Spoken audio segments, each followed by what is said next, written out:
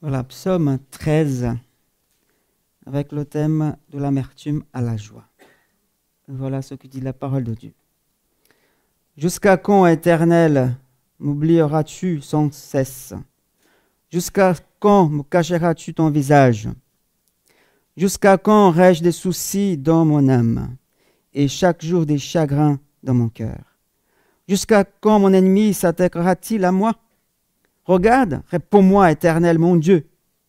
Donne la lumière à mes yeux, afin que je ne me dorme pas du sommeil de la mort. En effet, mon ennemi pourrait dire, je l'ai vaincu, et mes adversaires se réjouissent en me voyant ébranlé. Moi, j'ai confiance en ta bonté. J'ai de la joie dans le cœur à cause de ton salut. Je veux chanter en l'honneur de l'Éternel, car il m'a fait du bien. Amen. Est-ce que cette prière, elle est réelle dans votre vie? Est-ce qu'elle a du sens pour vous?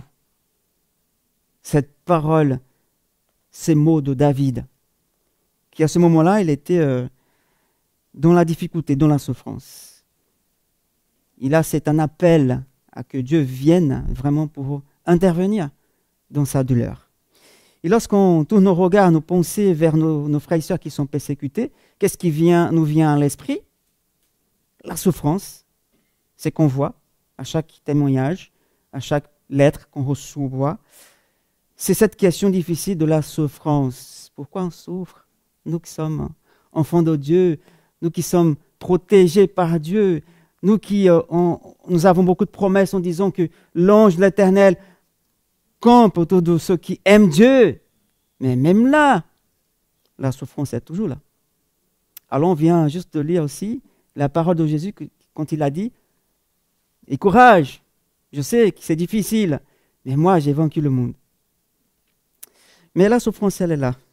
Et la Bible n'en manque pas non plus beaucoup d'exemples des personnes qui ont souffert au nom de Dieu ou parce qu'ils étaient chrétiens, parce qu'ils étaient disciples. On pense bien dans l'Ancien Testament à Job, cet exemple de souffrance pour quelqu'un qui a été trouvé comme le seul juste de l'époque.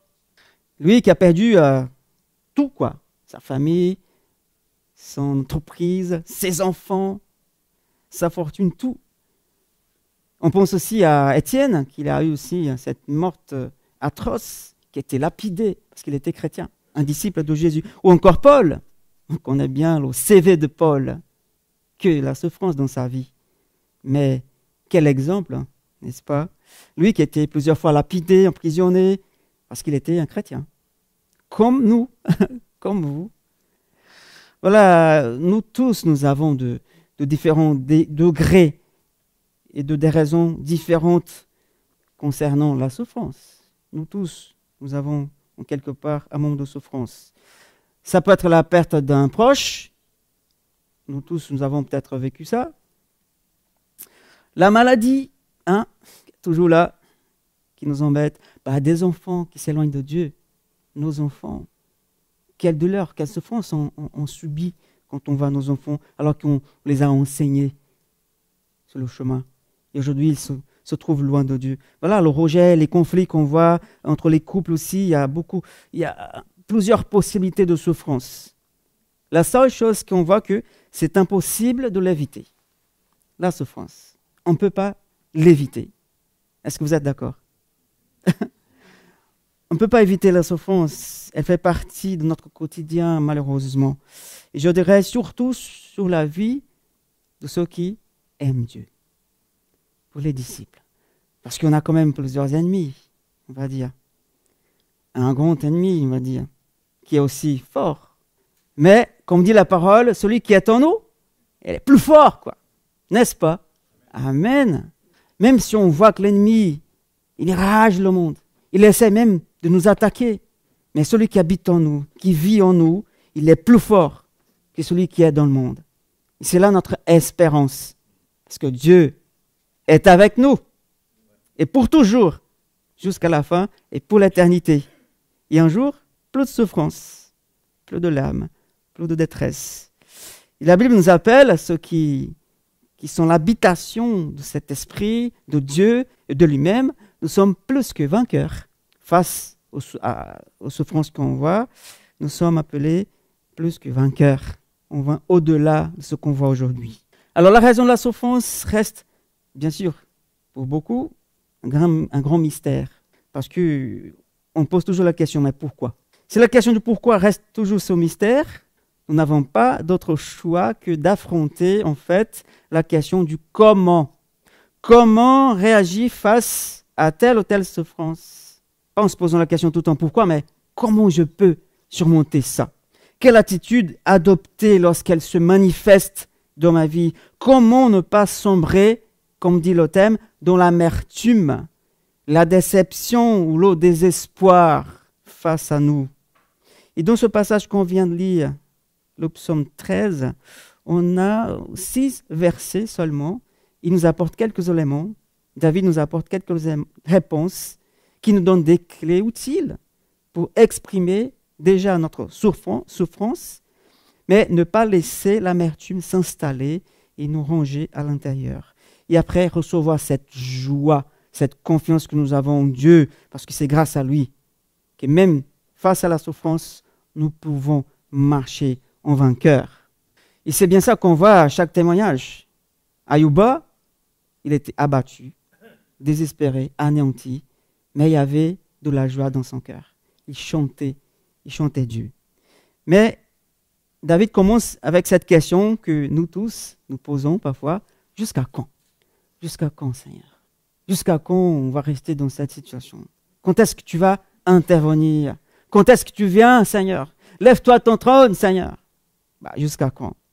Et là, c'est quelqu'un qui exprime sa plainte devant Dieu, qui s'ouvre devant Dieu et qui parle avec le cœur.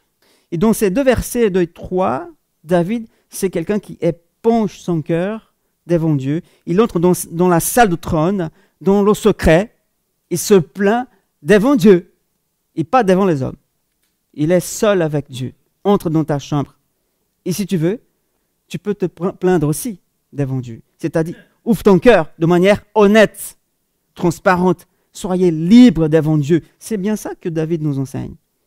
Il a cette liberté de parler à son père, à son papa, à son Abba. Et là, on voit quelqu'un qui, s'ouvre complètement. Parce que Dieu nous connaît déjà. On ne peut rien cacher de Dieu. Et quand on voit la vie de Job et de David, il y a quelque chose de commun entre les deux par rapport à Dieu. C'est cette transparence, cette honnêteté. Ils se tournent vers Dieu, ils se montrent parfaitement honnêtes avec lui. Eux, ils expriment leur souffrance, leur tourment et leurs questions. Jusqu'à quand, Seigneur? Est-ce que tu ne vas pas venir en aide?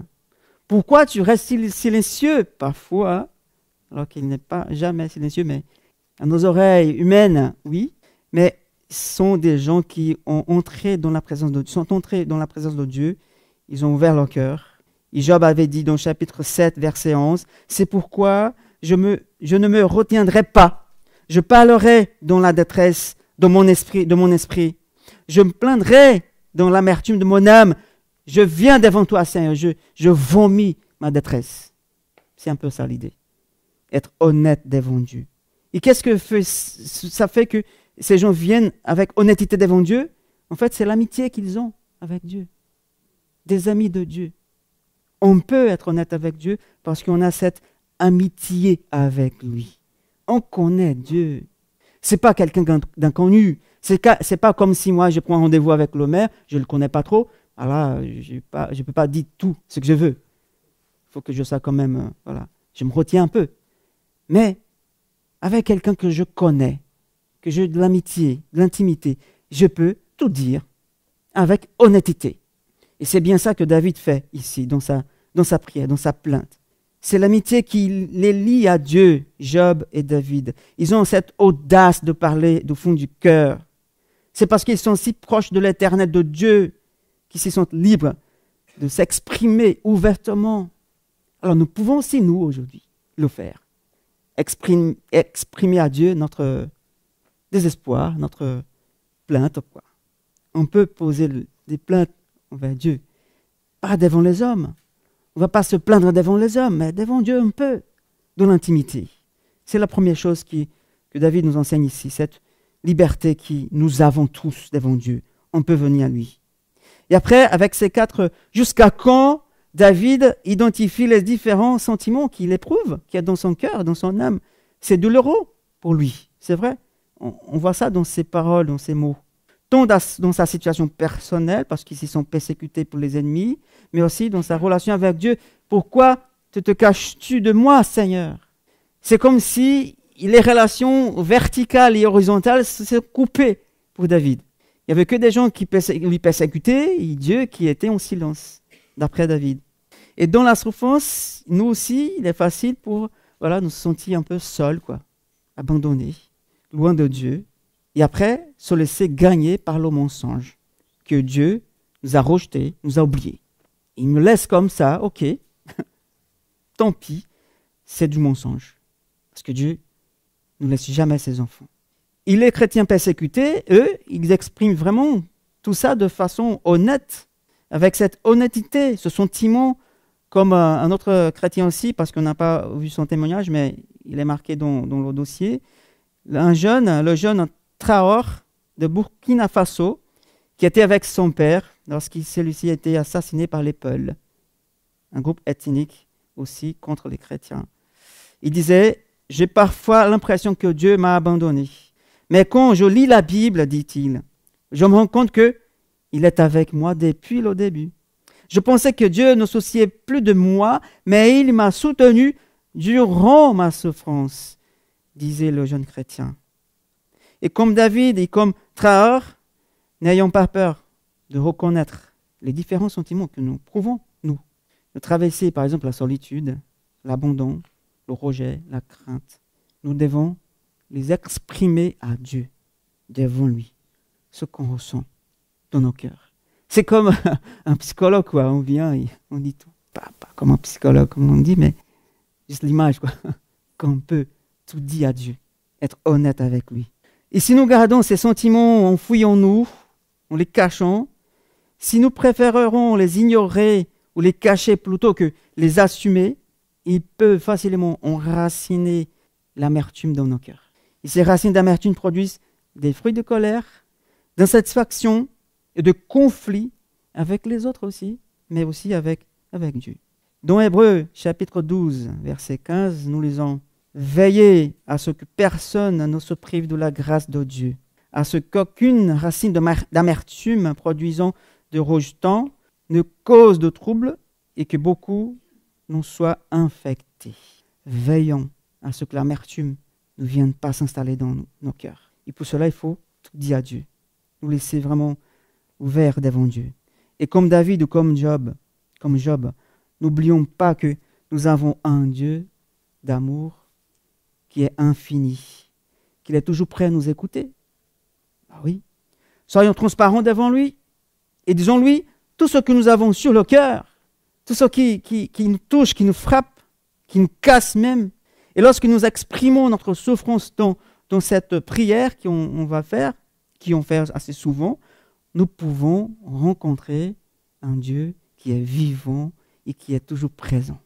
Il nous dit, venez à moi. Si vous me chercherez de tout votre cœur, vous allez me trouver. Je me laisserai trouver pour vous. Venons à Dieu et ouvrons notre cœur à lui. C'est ça que David y fait dans sa prière. C'est ça que Job a fait dans sa plainte. C'est ça que les chrétiens persécutés ils font. Ils viennent à Dieu et ils parlent avec honnêteté. Nous pouvons aussi le faire aujourd'hui. Ensuite, David continue, il dit, regarde, réponds-moi. Regarde ce qui s'y passe devant moi ou autour de moi. Réponds-moi, Seigneur. Et là, c'est quelqu'un qui attend le secours de Dieu. Notre attente du secours de Dieu. Et dans cette deuxième partie du psaume, David quitte la plainte. Maintenant, il passe à la demande, à l'expression et aussi à ses besoins. Voilà ce que j'ai besoin, Seigneur. Et ce qu'il cherche avant tout, en fait, c'est cette présence de Dieu. Il cherche vraiment Dieu. Il veut l'écouter. Il veut le voir. Il veut être sûr qu'il est là pour lui. C'est ce qu'il exprime quand il demande à Dieu de le regarder et de lui répondre. Verset 4. Et David, il crie à l'Éternel pour attirer son regard sur lui. Il veut obtenir son attention. Seigneur, vois-moi, regarde-moi. Moi, je suis là. C'est comme un enfant qui désire, qui vient vers ses parents pour attirer leur attention. C'est comme ça. Un enfant qui crie à ses parents. Regarde-moi, papa, ce que je fais. Miguel, il est allé au match hier. Il m'a dit avant, papa, tu viens regarder le match? Parce que la dernière fois, tu n'es pas venu. Oui, je viens. C'est comme ça, on attire l'attention de nos parents pour qu'ils voient nos vies, qu'est-ce qu'on fait, comment nous sommes, qu'est-ce que nous ressentons. C'est pareil avec Dieu. Regarde-moi, Seigneur. C'est ça que David, il fait ici. Et avec cette prière, David reconnaît sa totale dépendance du Seigneur. Il sait qu'il ne peut rien faire sans l'Éternel, sans Dieu. J'ai besoin de toi, dit David. Sans ton intervention, je resterai dans la souffrance et à la merci de mes adversaires. Regarde-moi, Seigneur. Et lorsqu'on se retrouve confronté aux difficultés de la vie, les souffrances, tout ça, le danger est de croire que l'on peut ou on doit s'en sortir tout seul. On pense qu'on peut se sortir tout seul. Alors que David, il se voit bien, il était quelqu'un aussi d'expérimenté, un roi, un soldat, un commandant. Mais il dit, tout seul, c'est pas possible. J'ai besoin de Dieu. Et alors, nous pouvons aussi choisir, si vous voulez, d'ignorer notre souffrance, la mettre sous le tapis et nous plonger dans le travail, dans les occupations de la vie, dans la réussite personnelle, dans les distractions de tout genre. Et après, on passe à côté des choses. Et pour Ayouba, on vient de voir, son témoignage, la solution pour lui était très simple. Pour aller mieux, il se disait, il faut juste se venger. Se venger et tuer les personnes responsables de la mort de mon père. Il pensait dans sa tête. Mais il a expérimenté de recevoir de l'aide de l'extérieur. Et cette aide-là était plus efficace, bien plus efficace, pour guérir et pour réellement trouver la paix. D'abord, il pensait qu'il pouvait faire les choses tout seul. Il a même pris un couteau pour aller tuer les responsables de l'assassinat de son père. Après, quelqu'un est venu pour l'aider. Porte Souvette est venu, l'a envoyé à un centre pour être soigné et suivi. Et l'aide qu'il a eue là-bas a tout changé dans sa vie, parce qu'il n'était plus tout seul. Et aujourd'hui, lorsqu'on lui demande quelle est la leçon la plus importante qu'il a apprise là-bas, il répond simplement le pardon. Face à ce qu'il a vécu, le pardon, c'est quand même, moyennement parlant, c'est un paradoxe. Là, il faut c'est la vengeance, quoi. Il parle au pardon. Mais s'il était resté tout seul, c'était la vengeance. Mais il a reçu de l'aide. Il est allé chercher aussi de l'aide. Et là, on apprend cette leçon que demander de l'aide à Dieu doit être notre priorité. Et pas essayer de résoudre les choses tout seul ou de notre façon. Sans discernement, sans la prière, sans les conseils. Parce que Dieu aussi, dans sa grâce, il met des gens sur notre chemin pour nous aider. Des bons conseils qu'on reçoit. Et on doit être ouvert à tout ça. Être humble aussi de recevoir des conseils. Demandons de l'aide à Dieu. Ça doit être notre priorité. Si sa présence est indispensable au quotidien, elle est d'autant plus lorsque la souffrance arrive et nous ronge, bien sûr. Et après avoir cherché la présence de Dieu, David, lui, il demande de donner la lumière à ses yeux pour mieux voir les choses. Et là, quand il dit « Illumine-moi, Seigneur », ça donne quelques idées, sont quelque part associées à cette notion de lumière. Grâce à la lumière de Dieu, David souhaite voir la situation comme Dieu le voit, et pas avec ses yeux humains, pécheurs, déchus. Il reconnaît que la perspective humaine est vraiment limitée, tandis que la vision de Dieu, elle est toujours comment? Parfaite. Elle est pleine, elle voit plus loin. Nous, on est limité, notre vision, d'autant plus que nous sommes encore pécheurs. On habite encore dans cette chair corrompue. Et David comprend qu'il faut que la lumière de Dieu vienne sur ses yeux pour qu'il puisse vraiment voir sur la perspective de Dieu. Pour nous, c'est pareil. Et la lumière est aussi un moyen de discerner quand est-ce que Dieu est en train d'agir, de voir sa main à l'œuvre dans l'obscurité de notre vie, les épreuves qu'on traverse. Les yeux sont considérés, comme dit Jésus, le reflet de l'âme, dans Matthieu 6. Il dit l'œil est la lampe du corps. Si ton œil est en bon état, ton corps sera éclairé. Si ton œil est en bon état, tout ton corps sera éclairé. Seigneur, illumine mes yeux. C'est la demande de David. Que je puisse voir par ta perspective. C'est ça que David demande, c'est ça que nous devons aussi nous aujourd'hui, dans la souffrance, dans la situation qu'on traverse aujourd'hui ou qu'on va traverser probablement bientôt, je ne sais pas. En plus, Paul aussi, il a cette même idée quand il écrit aux Éphésiens, dans le chapitre 1er, versets 17 à 19, il dit ceci, il prie pour les Éphésiens, que le Dieu de notre Seigneur Jésus-Christ, le Père de gloire, vous donne un esprit de sagesse et de révélation qui vous le fasse connaître. Je prie qu'il illumine les yeux de votre cœur pour que vous sachiez quelle est l'espérance qui s'attache à son appel, quelle est la richesse de son glorieux héritage au milieu des saints et quelle est l'infinie grandeur de sa puissance que se manifeste avec efficacité par le pouvoir de sa force envers nous qui croyons. Avec les yeux que Dieu peut nous donner, qui peut éclairer, illuminer, nous pouvons voir tout ce que Dieu est en train de faire à travers ou en nous. Sinon, on reste toujours dans l'obscurité, sans rien savoir, et là on est embêté, on est incrédule, parce qu'on n'a pas les yeux de Dieu. On n'a pas la perspective de l'éternité.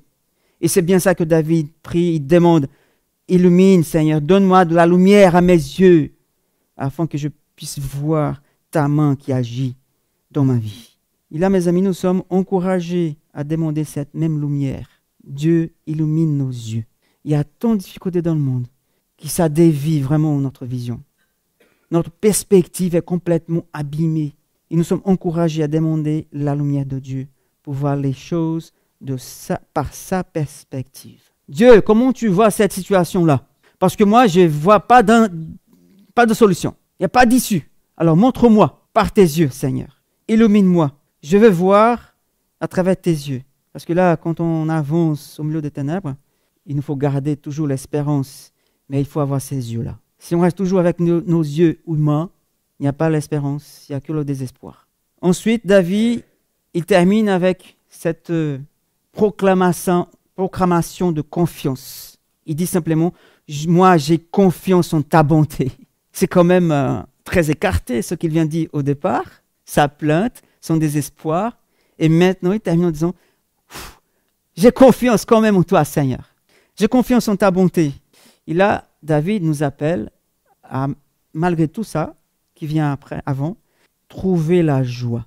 Et où nous pouvons trouver la joie malgré la souffrance. Ici, on voit ce contraste entre ce dernier verset et le premier que David nous écrit. Certains pensent que ce dernier verset-là, cette dernière partie, David a ajouté plus tard, après qu'il avait traversé la souffrance, ça y est, c'est bon maintenant, je peux écrire ça. Non, en fait, il a écrit au moment même de la souffrance, par la foi, avec les yeux éclairés par la foi, il dit, j'ai confiance. Et maintenant, ma joie repose en toi. Je dépose ma joie en toi. Et là, c'est un magnifique chant de louange. C'est quelqu'un qui, avec son cœur, qui chante, qui glorifie Dieu au milieu des épreuves, au milieu de la fournaise ardente. Une joie qui ne dépend pas des circonstances. Ce retournement final illustre exactement cette idée-là. Notre joie et notre paix ne sont pas conditionnés par nos circonstances. Au moins, ça ne devait pas être. Ou par ce que nous vivons, ce que nous traversons. Mais bien sûr, nous aspirons tous une vie sans problème, n'est-ce pas? Ce serait bien quand même de ne pas avoir de souffrance, de difficultés, des choses à régler, où la souffrance est limitée, où les circonstances sont toujours favorables. C'est un rêve. Un jour, ça va venir, ça va arriver. Mais pour le moment, ce n'est pas possible, on avait dit au départ. C'est impossible d'éviter la souffrance. Il est toujours, bien sûr, légitime d'attendre cela de Dieu. Dieu, donne-nous un moment quand même plus tranquille, quoi. Amène-nous à un oasis de temps en temps. Ben, il l'a fait, n'est-ce pas? Dans votre vie, il l'a déjà fait plusieurs fois. Il vous a amené à des oasis, des pâturages bien vertes, des l'eau fraîche. Il l'a fait, oui, il l'a fait parce qu'il est notre bon berger. Hein? Amen. Il est notre berger. Oui, il prend soin de ses enfants. Mais David attendait ça, cette délivrance. Et nous attendons tous aussi des moments comme ça, tranquilles, paisibles. Alors, comme des enfants, nous ne savons souvent pas ce qui est bon pour nous. Avec nos enfants, pareil. Je leur dis souvent, je suis encore petite, je ne sais pas ce qui est vraiment bon pour toi. Nous, on a déjà des vécus. on peut t'aider, quoi. Bah, Dieu aussi, il a quand même des vécus. Il sait bien ce qui est bon pour nous. Il sait beaucoup mieux que nous-mêmes. Nous, on a des estimations ou des suppositions. Ah oui, peut-être ça c'est mieux. Mais en fait, Dieu, il sait toujours ce qui est meilleur pour nous. Il connaît tout. Alors, si notre reconnaissance et notre amour sont fondés sur la réponse de Dieu à nos prières, alors on a un problème là. Et du coup, David, il attend simplement d'être avec Dieu, ce qu'il est, et non forcément ce qu'il peut faire pour David. Comme David, il a exprimé, notre joie et notre reconnaissance sont la réponse à qui est Dieu et pas à quoi il peut nous donner. Mais notre joie et notre reconnaissance reposent en Dieu lui-même. Et là, il faut le connaître, au moins un peu. Parce qu'on ne peut pas tout savoir de Dieu, c'est vrai. La Bible même, elle ne raconte pas tout de Dieu. Mais elle nous raconte ce qui est suffisant, ce qu'il nous faut. Alors, pour reposer notre joie et notre espérance, notre reconnaissance en Dieu, dans la vie, c'est en lui-même qu'on peut faire. Et pas dans ses œuvres seulement. Même si il veut nous bénir. Il veut nous bénir. Mais notre reconnaissance, notre joie doit se reposer toujours en qui il est, en Dieu lui-même. Et sur le salut qu'il nous donne. Cette espérance qui nous envoie au futur. C'est lui-même, mes amis, notre bonne nouvelle.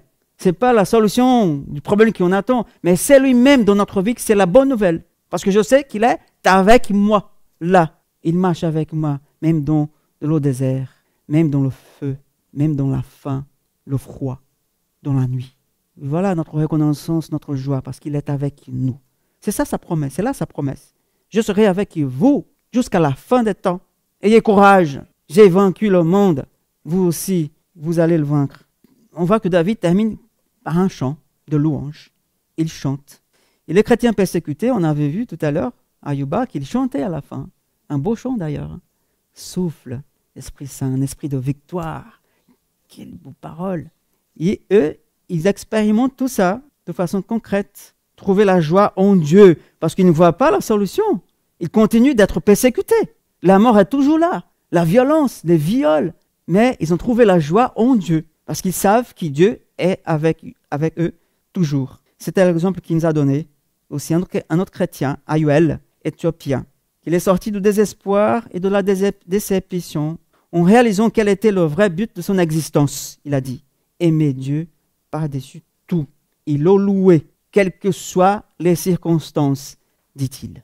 En fait, Ayuel, il a passé 15 ans de sa vie en prison, parce qu'il était chrétien. 15 ans. Il supportait avec joie son emprisonnement, car il désirait montrer qu'il était un témoin, un vrai témoin de Jésus, là où il était. Mais une fois qu'il est sorti de la prison, qu'est-ce qu'il trouve? Il se retrouve désorienté et même déprimé, car il n'était pas préparé au défi qui était devant lui, qui l'attendait. Sa femme, après 15 ans, et ses enfants ne l'attendaient plus. Ils avaient continué leur vie sans lui. C'était la confusion dans la tête d'Ayuel. Il se disait, qu'ai-je fait pendant ces 15 ans en prison? Il était vraiment déçu. Il doutait de ses capacités, il s'est mis à douter de la bonté de Dieu. Il se disait, ma vie est pleine de désespoir, a-t-elle encore un sens? Ainsi, qu'est-ce qui est arrivé? Il est entré dans la plaine de l'amertume, au bord de l'étang de la déception, bien sûr. Et pour sortir de cet état, qu'est-ce qu'il a fallu? Il faut qu'il comprenne le plan de Dieu. C'est ça qu'il a fait pour lui-même. Le vrai sens de son existence, celui qu'il avait lu dans Matthieu 22, que Jésus nous rappelle, le plus grand commandement, c'est d'aimer Dieu par-dessus tout. C'est ça le sens profond et le but de sa vie et de notre vie aussi, de nous tous. Ainsi, Ayuel a réussi à accepter en fait toutes ces frustrations de ces 15 années passées en prison. Il s'est traversé de la vallée de l'ombre de la mort. Il a pu rencontrer et recommencer à vivre avec Dieu. Aujourd'hui, qu'est-ce qu'il fait? Il est toujours persécuté. Alors il déclare, voici ses paroles. Quand je suis persécuté, je me dis que cela vient de Dieu. Et quand Dieu me délivre, cela aussi vient de Dieu. Dieu est bon en toutes choses. Donc quand la persécution vient, je chante. Et quand Dieu me délivre, je chante aussi. J'ai un chant pour chaque circonstance. C'est un miracle pour moi, dit-il. J'ai perdu tant de choses, ma femme, mes enfants, mes biens. Et encore aujourd'hui, tant de persécutions m'entourent. Mais je suis heureux. Je me réjouis à cause de Christ. Tout ce que j'ai perdu est de ce monde. Mais ma joie est au ciel, dans l'éternité, dans ce qui est éternel. La plus belle des guérisons, il a dit, est la guérison de l'âme. Waouh, c'est beau ça. C'est du vécu, c'est de l'expérience, de la souffrance et avec Dieu. Cette intimité, cette joie qu'il a trouvée en Dieu, parce qu'il continue d'être persécuté. Il a tout perdu, sa femme, ses enfants, mais là il se trouve avec Dieu. C'est pour ça qu'il dit, je peux chanter. Je n'arrive pas à comprendre ça, quoi. Il faut la vivre pour savoir. Et nous, mes amis, nous avons un chant pour louer Dieu dans toutes circonstances de nos vies, les bons et les mauvaises. Et là, on voit que David, tant des frères, ils sont persécutés, ont trouvé la joie en Jésus parce qu'il est toujours avec eux. Il est toujours là pour nous. Mes amis, seulement alors que nous pouvons réévaluer nos existences, ce qu'on fait ici dans cette vie, avec cette nouvelle perspective de l'éternité, c'est là qu'on peut trouver vraiment la vraie joie. Même si la souffrance est toujours là, même si le doute vient parfois, même si l'indécision est là, même si les portes ne s'ouvrent pas, même si la maladie ne nous quitte pas. Mais si on réalise à tel point, Jésus dit, je serai avec vous. Si on saisit tout ça, on peut surmonter la souffrance. On peut même chanter au milieu de sa souffrance, de la souffrance. Alors mes amis, retrouvons le chemin de ce qui est vraiment important, c'est-à-dire le chemin de la grâce de Dieu, de l'amour de Dieu, la présence de Dieu par son Fils Jésus-Christ, lui qui est allé jusqu'à la croix pour démontrer, pour prouver son amour pour nous. Au travers de ses propres souffrances, Jésus, il a vécu tout ça, la solitude, l'abandon de son Père sous la croix. Notre Seigneur, il nous comprend, il te comprend. Il comprend notre misère, il comprend notre souffrance. Il a payé un prix vraiment considérable, vous le savez bien, pour nous offrir cette joie qui peut tout changer dans notre vie. Je veux terminer avec ce que Paul avait écrit aux chrétiens de Corinthe, ce passage que vous connaissez peut-être bien. 2 Corinthiens 4, verset 7, qui dit ceci. « Mais ce trésor, nous le portons dans des vases d'argile, pour que ce soit la puissance extraordinaire de Dieu qui se manifeste et non notre propre capacité. » De quoi parle-t-il? Quel est ce trésor-là? C'est la connaissance de Dieu. C'est Dieu lui-même en nous, qui s'est manifesté à nous. Et Paul, ici, il parle de quelque chose de fragile, un vase d'argile qui peut être brisé avec peu de choses. Un tremblement ou quelqu'un qui n'est pas attentif, qui laisse tomber le vase, qui se casse, se brise en 1000 morceaux. Alors, on sait bien que Paul parle de nous. Nous sommes ces vases d'argile qui portent en eux, en nous, cette puissance, cette présence de Dieu. Alors nous sommes, oui, des vases d'argile fragiles, qui avec peu de choses, on souffre. On peut être brisé, cassé. Alors comment éviter que ce vase se casse? Comment éviter que ce vase d'argile qui est fragile se brise en 1000 morceaux? Il faut un support sûr qui puisse être en sécurité, qui ne tombe pas. On ne peut pas mettre dans un support qui n'est pas sûr, qui va tomber avec un coup de vent. Ça va tomber, fait tomber le vase, il casse.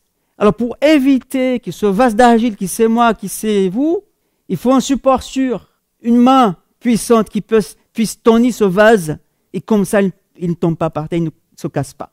Alors vous qui êtes un vase d'argile fragile, qui a en vous, vous qui êtes chrétien, enfant de Dieu, vous avez la puissance de Dieu en vous.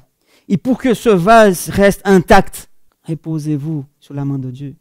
Et comme ça, le vase, il reste protégé, intact. Même si le vent vient, la main qui vous tient, elle peut vous tenir jusqu'à la fin. Et ce vase d'argile qui porte la puissance de Dieu restera intact. Et comme ça, on peut terminer avec le chapitre 2 de Corinthiens, chapitre 4, versets 8 et 9. Paul dit, « Ainsi, nous sommes accablés pour toutes sortes de détresse, et cependant, jamais écrasés, parce que la main de Dieu me tient. Nous sommes désemparés, mais non désespérés, parce que la main de Dieu me tient. Persécutés, dit-il, mais non abandonnés, terrassés, mais non pas anéantis, parce que la main de l'Éternel me tient par la main. Il me tient le vase fragile que je suis. » Vous voyez l'image puissante là.